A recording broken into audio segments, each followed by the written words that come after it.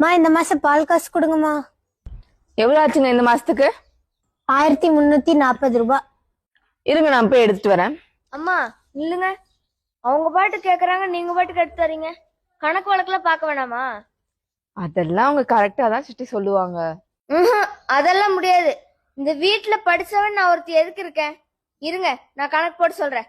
அட வேண்டாம் சிருஷ்டி. இந்த போன்ல கால்குலேட்டர்னு ஒண்ணு சும்மாவே இருக்கு, அதுக்கு நம்ம வேலை கொடுப்போம். 1 லிட்டர் பால் எவ்வளோ? 58 ரூபா. இந்த மாசத்துல எவ்வளவு நாள் வாங்கிருக்கீங்க?